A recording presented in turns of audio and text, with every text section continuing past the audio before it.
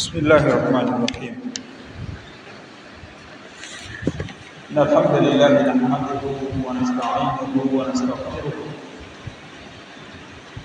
ونعوذ به من شرور أنفسنا ومن سيئات أعمالنا. من يهده الله فلا مضل له ومن يضلل فلا هادي له. وأشهد أن لا إله إلا الله وحده لا شريك له وأن محمدا عبده ورسوله أرسله الله بالهدى ودين الحق ليظهره على الدين كله وكفى بالله شهيدا. صلى الله عليه وعلى آله وعلى صحابته وعلى من سار على نهجهم إلى يوم الدين وسلم تسليما كثيرا. أجتمع اليوم في هذا بيت من بيوت الله تفضلا من عنده تبارك وتعالى، ولا حول ولا قوة إلا بالله. يذكر بعضنا البعض ما يهمهم من أمور الدين الإسلامي، كما حث على ذلك الله سبحانه وتعالى: وذكر فإن الذكرى تنفع المؤمنين. وقد جاء في حديث رسول الله أن الذين يتذاكرون بعضهم ببعض تحفهم الملائكة وتغشاهم بأجنحتها وتسعهم رحمة الله. فهذا من فضل هذا اليوم.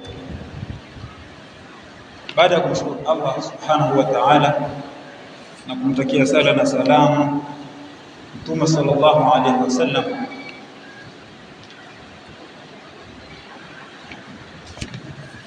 inna a'dhama ma jaa bihi al-Islam, hakika jambo kubwa ambalo lilifundishwa na Uislamu, husnu al-muamalati, ni matangamano yaliyokuwa mazuri, kuishi na watu kwa tabia zilizokuwa nzuri. Hadha mimma hatha al-Islam alayhi, hili ni katika mambo makubwa ambayo Uislamu ulifundisha. Bal qala an-nabiy sallallahu alayhi wasallam, Mtume mmoja amewahi kusema, innama bu'ithtu mualliman, kwa hakika nimetumilizwa kwenu nikiwa ni mwalimu, wa mutammiman makarima al-akhlaqi, na nimetumilizwa kwenu hali ya kuwa ni mwenye kutimiliza na kukamilisha tabia nzuri. Makarima al-akhlaq, tabia nzuri. Wa minha, na katika tabia nzuri alizofundisha Mtume sallallahu alaihi wasallam, husnu at-taamuli baina an-nasi au husnu muamalati an-nasi, ni kutangamana na watu vizuri. Bimaana an tuamila an-nasa kama tuhibbu an tuamala bihi, wafanyie watu jambo ambalo au namna ambavyo unapenda ufanyiwe. Tuhibbu an tuhtarama, unapenda kuheshimiwa. Fahtarimi nnasa, basi wewe waheshimu watu. La tuhibbu an tusraqa wa tudhlama wa tuhdaru haqquka, wapenda wewe usibiwe, usidhulumiwe, usivunjiwe heshima, usinyang'anywe haki zako. Basi pia lazim tuamili nnasa bima tuhibbu au kama tuhibbu an tuamala bihi, wewe pia unatakiwa ufanyie watu vile ambavyo wewe wapenda kufanyia, na usiwafanyie watu vile ambavyo hupendi kufanyia. La tuhibbu an tusabba, hupendi kutukanwa. kuvunjiwa heshima, basi pia usitukane watu na wala usiwavunje heshima watu. Lakini fi mujtamaatina hazi, katika jamii yetu hii, inakasa al-amr, jambo limekuwa tofauti. Kuna mwingine yuhibbu an yuhtarama, mwingine apenda kuheshimiwa, apenda heshima zote apelekewe yeye, lakini yeye la yahtarimu al-akharin, hawaheshimu watu wengine. Hadha khilafu ma jaa bihi al-Islam, hii ni kinyume kabisa na vile Uislamu ulivyofundisha. Mtume sallallahu alaihi wasallam katika hadithi yake maarufu kabisa anasema, ittaqillaha haithuma kunta, mwogope Mwenyezi Mungu popote utakapokuwa, sirran wa alaniyatan, iwe ni sehemu ya siri, iwe ni sehemu ya wazi. Ittaqillaha, mwogope Allah subhanahu wa ta'ala, wa'lam annahu yaraka aina ma kunta, nafahamu ya kwamba Mwenyezi Mungu yukuona popote utakapokuwa, popote. In ghibta an a'yuni nasi, utakapojificha na macho ya watu, fa inna Allaha yaraka, hakika ya Mwenyezi Mungu yukuona. Wa hadha muraqaba, hii ndio tunaita muraqaba, martabatun aliyatun min maratibi ad-din al-islami. Hii ni katika daraja ya juu kabisa katika dini ya Uislamu, kama dalla alayhi hadithu Jibrila, kama ilivyofundishwa na ilivyooneshwa hilo na hadithi ya Jibril. Lamma jaa an-nabiy sallallahu alayhi wasallam wa talaba minhu an yu'allima al-islam au an yukhbirahu an al-islam, wa dhakara khamsata arkani al-islam, ataja nguzo zile za Uislamu. Wa talaba minhu an yukhbirahu an al-iman, na Jibril akamtaka mtume amtajie zile nguzo za iman. Fa dhakara lahu sittata arkani al-islam, akamtajia zile nguzo sita za Uislamu. Thumma talaba minhu an yukhbirahu an as-sa'a, mata as-sa'a, kisha Jibril akamtaka mtume amueleze ni lini kiyama. Qala mal mas'ulu anha bi'alama min as-sa'ili, hakuwa mwenye kuuliza, hakuwa anayeulizwa habari hizi kuwa ana elimu sana kuliko muulizaji. Wewe na Jibril uko na elimu hii, lakini mimi sifahamu kwa sababu hujanifundisha, au ndo mwalimu wangu. Akamwambia amtajia alama zake, akamtajia, lakini katika masuala ambayo Jibril alikuja kuwafundisha umma huu, akamuuliza anibirahu ani ihsan, akamwambia mtume amuelezee ihsani ni kitu gani. Mtume akasema, anta'budu Allaha ka'annaka tarahu fa in lam takun tarahu fa innahu yaraka, hadha martabatun aliya min maratibi ad-din al-islam. Akamwambia ihsani ni ile daraja ya muumini kuwa kila analolifanya yuaona Mwenyezi Mungu anamtazama, anamuona. Hiyo ndio ihsani. Kwa hiyo watakuwa wafanyiwe watu kama vile unavyowafanyia. Na katika hadithi hii ya Abu Dharr al-Ghifari, mtume anamalizia, wa khaliqin nasa bikhuluqin hasanin, na tangamana na watu kwa tabia zilizokuwa nzuri. Hapa kwa watu wote, na ndio utaona Allah subhanahu wa ta'ala anawaonya wale wafanyabiashara ambao wanaponunua wao bidhaa mbalimbali kutoka mashambani, kama ni vyakula, wao kule wanakuwa ni wakali kwa wakulima, wanataka usawa kabisa katika vipimo. Wailun lilmutaffifina, adhabu kali kwa wale wanaopunja na kuwadhulumu wenzao. Alladhina idha iktalu ala nnasi yastawfun, wa alif wasin watau fi lugha tufidu at-talab. Alladhina idha iktalu, wale watu ambao wanavyotaka kupimiwa na wanavyochukua bidhaa kutoka vyanzo vya asili huko, iwe ni mashambani, iwe ni nje, wanapochukua bidhaa kutoka kwa wenzi wao, ala nasi yastawfuna, bimaana yatlubuna kama alkamal, wanataka wapimiwe na wekewe zile bidhaa kwa usawa kabisa. Ndio utaona kama anayenunua simu huko anaikagua vizuri, ahakikisha mzigo wake uko vizuri, anahakikisha mule ndani package imetimia, kama ni charger, ni memory card, kila kitu anataka kwa usawa kabisa. Wa idha kalu hum au wazanuhum yukhsiruna, lakini wao wakishachukua vitu vile kutoka kwenye vyanzo vya asili, wakishavileta huku mjini huku, wakawauzia watu, wao wanapunguza. Kama yeye alichukua simu ikiwa na chaja na memory na kila kitu, basi akishafika huku anaondoa vile vitu, anauza vikiwa pungufu. Na kama ni vyakula, alichukua maharagwe huko mashambani, mahindi, akishafika huku mjini anafanya namna ile kilo moja isiwe kamili, ili yeye apate faida nyingi. Ndio utakuta kuna wengine kama ni vitungu bakuli alwazni, anapasua ile bakuli alafu anaishona mara nyingine ili iwe ndogo, lakini yeye aliponunua kule mashambani alitaka ukamilifu katika vipimo. Yeye anavyouza anafanya alghishi, anafanya udanganyifu, anaghushi,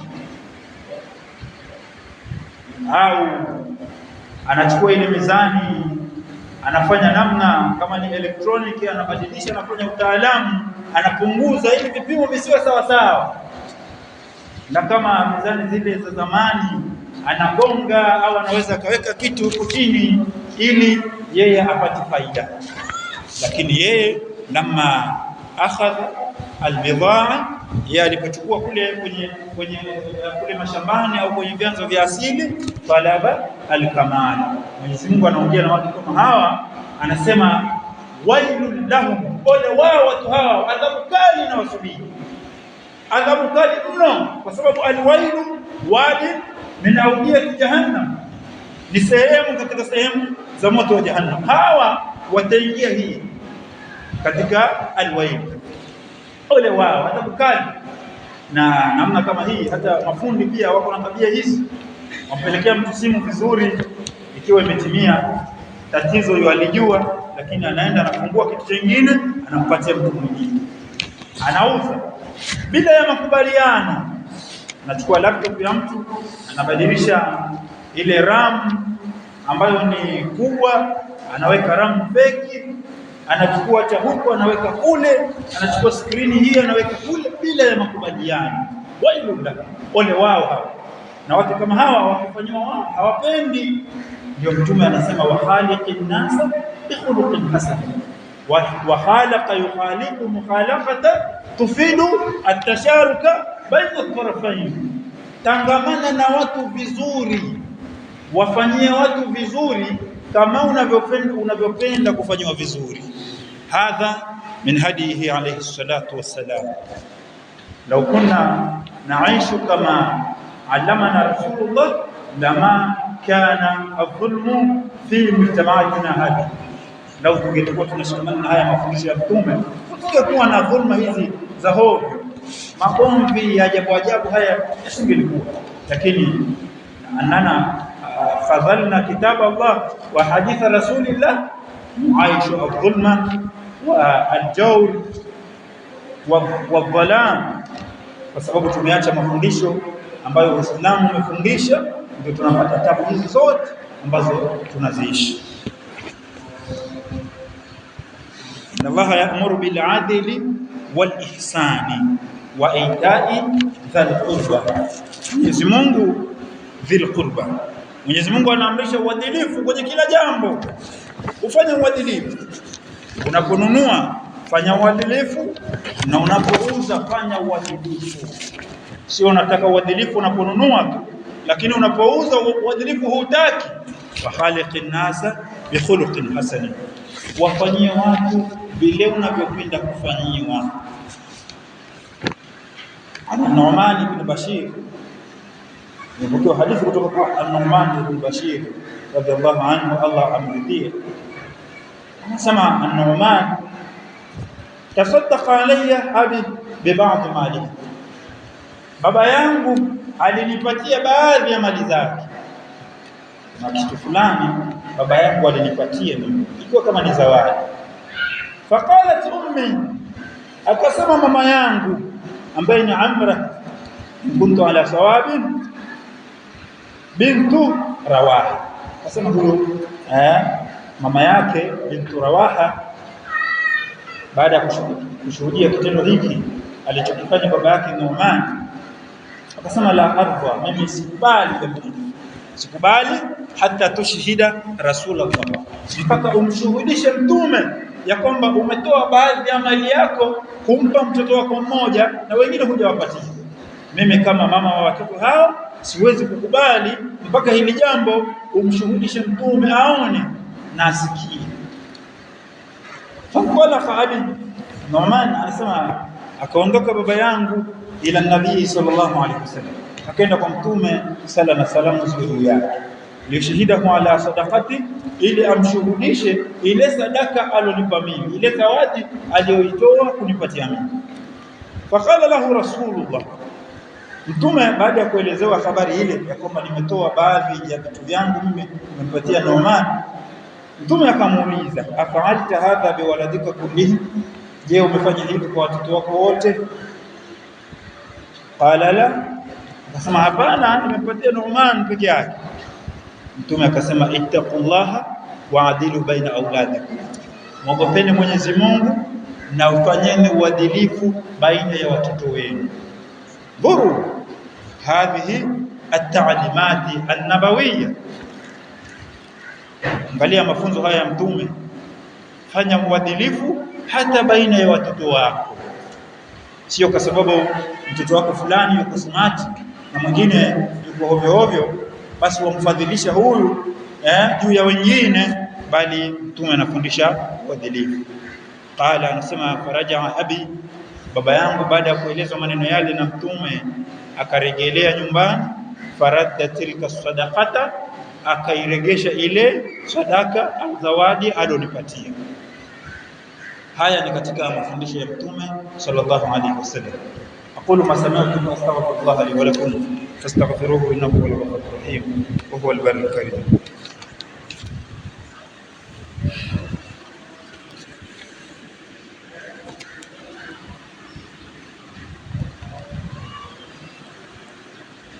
Alhamdulillahi rabbil alamin wa bihi nasta'in ala umuri dunya wad din wa sallama tasliman kathira. ومن هديه عليه الصلاة والسلام أن كمال الإيمان في محبة الخير للناس. Katika mafundisho ya mtume sallallahu alaihi wasallam yanafundisha na yanaelekeza kwamba ukamilifu wa imani za watu upo katika kuwapendea watu vile wanavyopenda wao. Yale unayoyapenda inatakiwa pia uwapendele watu wayapate. Kama wewe unapenda nyumbani kwako usiletewe maji machafu yanayotoka kwa wengine, basi pia wewe usiwapelekee watu wengine maji machafu ambayo wao hawayapendi kuyaona. Kama wewe upendi kusemeshwa kwa maneno mabaya na makali, basi wewe usiwasemeshe wenzako kwa maneno makali. Wewe umeajiriwa sehemu fulani, lakini wapenda bosi wako akusemeshe vizuri, pia wewe semesha wafanyakazi wako wa nyumbani vizuri. Sio kama vile wasemesha wafanyakazi kama vile ni wadudu fulani ambao hawana maana, kama vile si watu. Lakini wewe unaposemeshwa na mkuu wako huko unapofanya kazi, wataka usemeshwe vizuri, uheshimiwe, lakini ukirudi nyumbani ukali, magoma, kila kitu ni vibaya, ni makosa, hana jema mfanyakazi wako, kheri yote anayofanya, pamoja na mengi anayofanya ni mazuri, huenda kosa kidogo tu ikaharibu yale mazuri yote. Hadha laysa min hadi an-nabii sallallahu alaihi wasallam, haya si mafundisho ya Mtume sallallahu alaihi wasallam. Anas anasema fi maana al-hadithi, khadamtu Rasulullah 10 sanawati, nimemtumikia Mtume nikiwa ni mfanyakazi wake wa ndani wa nyumbani kwake miaka 10, lakini Mtume hajawahi kunisemesha kwa maneno makali. Haimaanishi kwamba Anas alikuwa hakosei, alikuwa yakosea kama binadamu, lakini Mtume sallallahu alaihi wasallam kana yuamiluhu bima huwa ahsan. Tasawwar anna ibnaka safara ila al-kharij wa yuamalu kama tuamilu anta khadamataka au khadimataka. Hebu uleta picha, mtoto wako umemsafirisha, unampeleka nje akafanya kazi. Kule ana matajiri, kule ana mabosi ambao wako chini yake, wako juu yake. Hebu lete fikra, lau yeye anafanyiwa kule kama wewe unaowafanyia wafanyakazi wako wa nyumbani. Hal anta radhi bidhalika? Je, utaridhia hilo? Lete picha, wewe unasafiri au usafiri kwenda nje kufanya kazi huko ughaibuni, na ukifika kule wanachukua pasipoti yako, uweze kukimbia, wakufanyia ukali ukatili kama wewe unapowafanyia wafanyakazi wako nyumbani. Utaridhia hilo? Uende ukafanya kazi sehemu fulani, upewe chakula kwa wakati, wasemeshwa vibaya, watukanwa, utaridhia hilo? Kama hauridhii, usiwafanyie watu jambo ambalo hulipendi kufanyiwa. Mafundisho ya Mtume na ukamilifu wa imani ya mtu, awafanyie watu jambo analopenda kufanyiwa, na asiwafanyie watu jambo ambalo hapendi kufanyiwa. Lakini sisi humu Uislamu tu wa majina, hakuna hata mmoja na mafundisho ya Mtume sallallahu alaihi wasallam. Kijakazi wake anakula hiki, yeye anakula hiki, na mpishi ni huyo mmoja. Yaani huyo mpishi anapikishwa vyakula viwili. Ndio Mtume akaja na maneno mazuri kabisa, lau tungelishikamana nayo sisi, ingelikuwa watu wanaishi kwa furaha huko majumbani. Anasema shiqaqul mar'i, ukitaka kujua mtu ni muovu au ni mzuri, usimwangalie anasali sala ngapi kwa siku, usiangalie anavaa kanzu ya shilingi ngapi, usiangalie anaongea na watu vipi huko nje, kwa sababu huwa tawahuru. Watu wana fake life, real life iko majumbani huko na wafanyakazi wao na wake zao. Ndio Mtume akaleta hizi hadithi mbili ambazo ni muhimu sana kwa wale ambao wana familia na wanaofanya kazi na wanawake huko nyumbani. Hadithi ya kwanza ambayo tutafitimisha kwayo Ijumaa hii, Mtume anasema ishini na wake zenu vizuri. Khairukum, mbora wenu, khairukum li ahlihi, mbora wenu ni yule mtu mzuri kwa wakeze. Yani mtu ukitaka kumjua ni mtu mzuri ni yule mtu ambaye anaishi na mke wake vizuri. Akirudi nyumbani, familia zinafurahi kwa sababu amerudi. Watoto hawamkimbii pale nyumbani kama vile vijipanya vimeona paka vikakimbilia kwenye mashimo kwa sababu baba amerudi. Watoto wanafurahi baba yao amerudi, mke anafurahi baba mumewe amerudi. Huyu ndio mtu bora. Sitaki kumwangalia anauza vipi, anaishi na watu vipi, mwangalie nyumbani kwake anaishi na watu vipi. Lakini hadithi nyingine ambayo ni ya mwisho, Mtume anasema shiqaqul mar'i fi at-ta'am au min ajli at-ta'am, Uovu wa watu wengi uko katika vyakula, chakula. Ndio utaona humu, kwa sababu hatujui hadithi za Mtume, tunaamua kuishi tu kama vile hatuna mwongozo.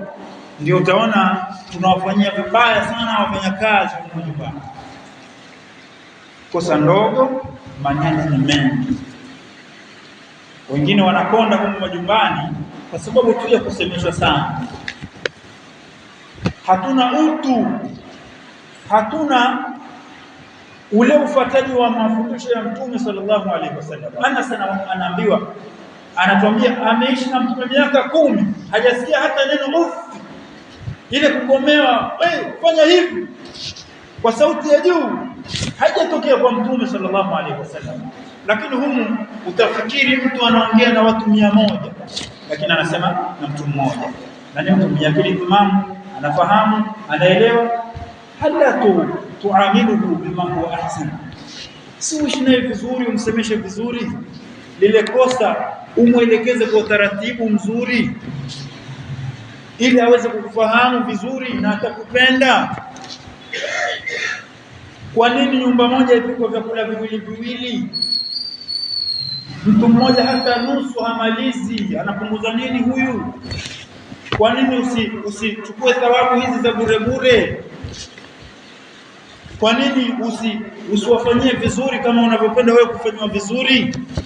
Ingelikuwa wewe ndio wafanya kazi kwa mtu fulani, kisha waona vyakula viwili, wewe wapewa hiki kibovu, alafu bosi wako anakula vizuri, ungejisikiaje wewe? Hivyo ndivyo Mtume alipotufundisha.